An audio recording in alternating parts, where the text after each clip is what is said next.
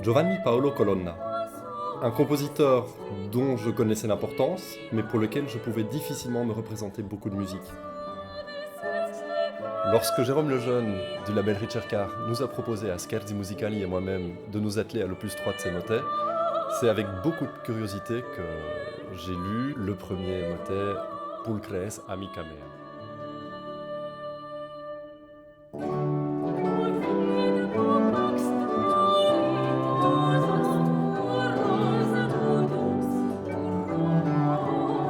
J'ai foncé lire la suite du livre et découvert avec grand plaisir une musique d'une sensualité, d'une créativité et d'une inventivité vraiment très intéressante.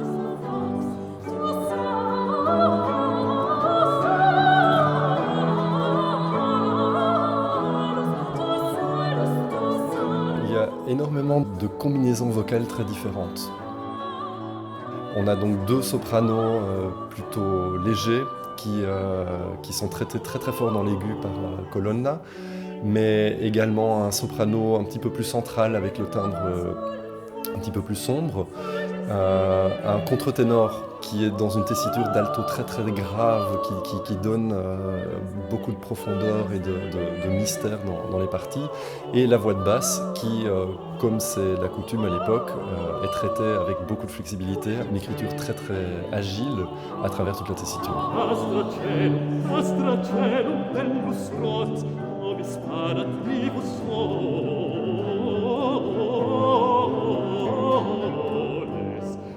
Nous avons eu la grande chance pour ce projet de travailler étroitement avec Mark van Scherwijk, compatriote belge, qui est le plus éminent spécialiste de Colonna, mais également de la vie musicale à Bologne.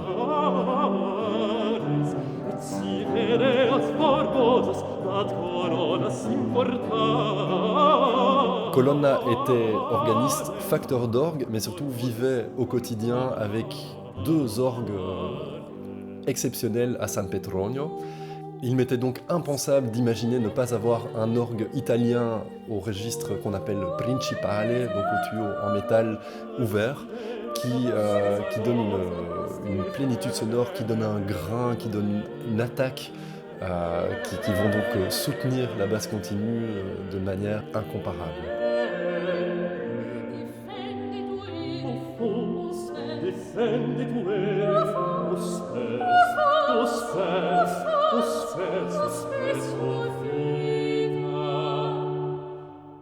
Colonna se montre très inventif pour son époque et va jusqu'à noter par exemple des indications de caractère ou de tempo qui vont changer au cours d'une même section.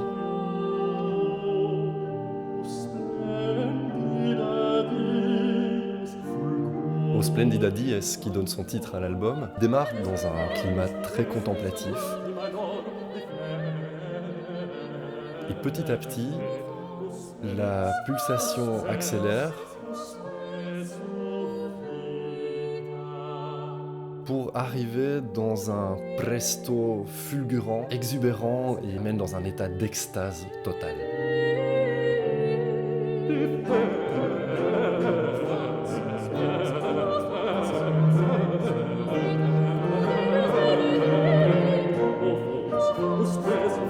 Nous aimons beaucoup appuyer notre travail sur des sources et des traités de l'époque.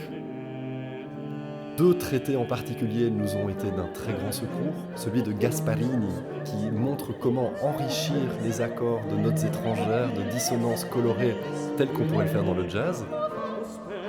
Mais également le traité de Penna, qui montre comment, sur l'avant-dernier accord de la phrase, rajouter une neuvième de dominante pour un effet de plus spectaculaire.